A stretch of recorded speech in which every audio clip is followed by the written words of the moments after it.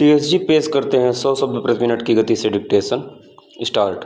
साथियों, दोस्तों और देशवासियों, आज मैं एक लंबे समय के बाद आपसे रेडियो पर बोल रहा हूँ। मैं अनुभव करता हूँ कि चीनी सेनाओं द्वारा हमारी सीमाओं पर निर्लज्ज हमले के कारण पैदा हुई गंभीर स्थिति के बारे में मुझे आपसे बोलना चाहिए। यह एक ऐसी स्थिति पैदा हुई है जिसका हम सबको कारगर ढंग से सामना करना है। हम इस देश के शांति प्रिय लोग हैं जो शांति में विश्वास रखते हैं। हम युद्ध नहीं चाहते हैं। यही कारण है कि जब 5 वर्ष पहले लद्दाख में हमारे क्षेत्र पर हमला हुआ तो हमने शांति की नीति का पालन करने की कोशिश की। हमने शांतिपूर्ण तरीकों से कई प्रतिष्ठापूर्ण समझौता करने के मार्ग खोजे। सारे संसार में हमारी यही नीति थी और हमने अपने देश में भी इसे लागू करने की कोशिश की। हम आज के युग में युद्ध की विभीषिकाओं को जानते हैं और संसार को युद्ध में फंसने से बचाने के लिए हमने भरसक प्रयत्न किया है। चेंज। लेकिन अपनी ही सीमा पर हमारे अब तक के सारे प्रयत्न असफल रहे हैं।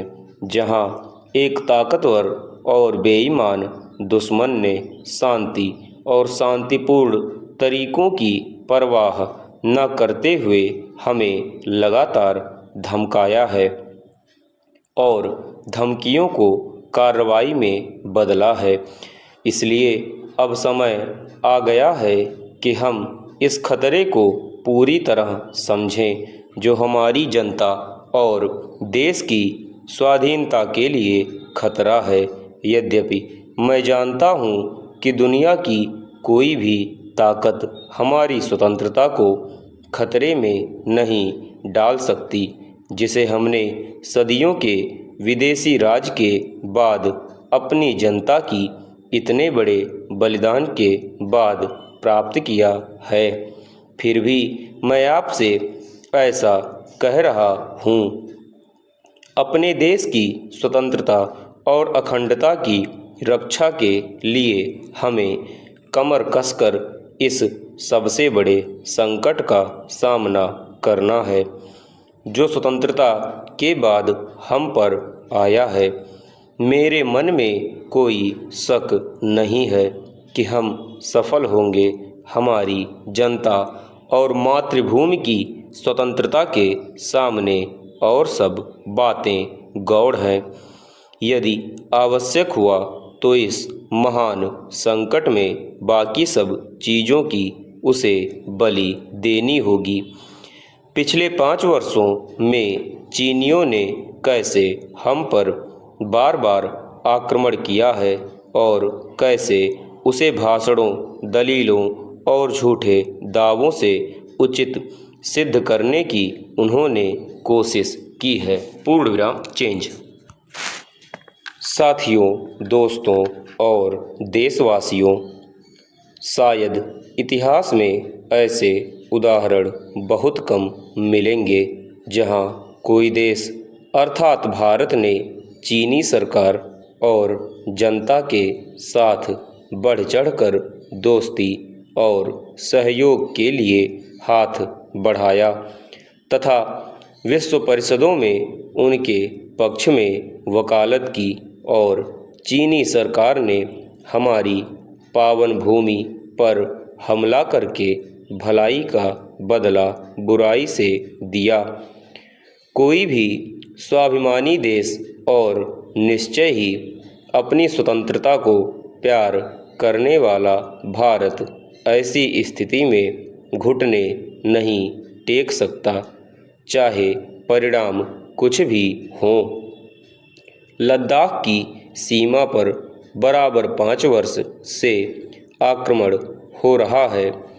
नेफा में हमारी सीमा आमतौर पर इस हमले से बची रही।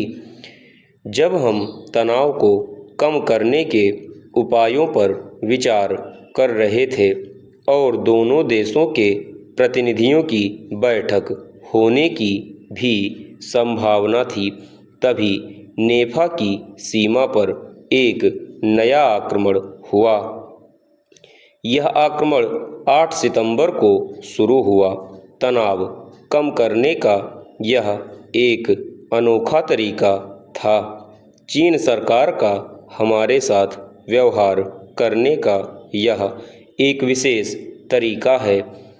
नेफा क्षेत्र में चीन के साथ हमारी सीमा युग युग से निश्चित और जानी पहचानी है। इसे कभी कभी मैकमोहन रेखा कहते हैं। भारत को तिब्बत से अलग करने वाली यह रेखा ऊंची पर्वतमालाओं की रेखा थी जो जलसीर को विभाजित करती थी। मैकमोहन रेखा कहलाने से भी काफ़ी पहले से यह रेखा इतिहास, परंपरा और संधियों द्वारा सीमा रेखा मानी गई है। चीनियों ने यद्यपि मैकमोहन रेखा को गैरकानूनी कहा है, फिर भी कई तरह से इसे सीमा के रूप में स्वीकार किया है।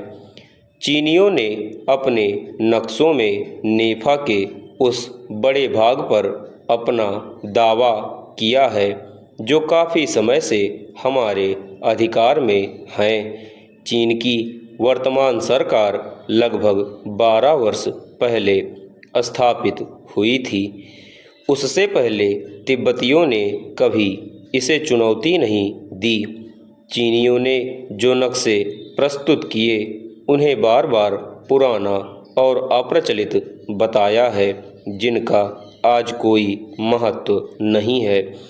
फिर भी इस शांतिपूर्ण सीमा पर जहां काफ़ी समय से कोई लड़ाई झगड़ा नहीं हुआ है, चीनियों ने आक्रमण किया और काफ़ी बड़ी संख्या में तथा काफ़ी बड़े आक्रमण की तैयारी के साथ किया।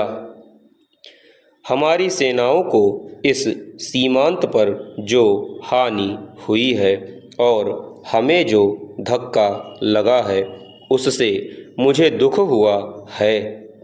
हमारी सेनाएं चीनी सेना की बड़ी संख्या, तोपखाने और भारी मोर्टारों से हार गईं।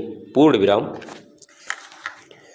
महोदय, एक माननीय सदस्य ने मुझसे नहरी पानी पर समझौते के बारे में पूछा था।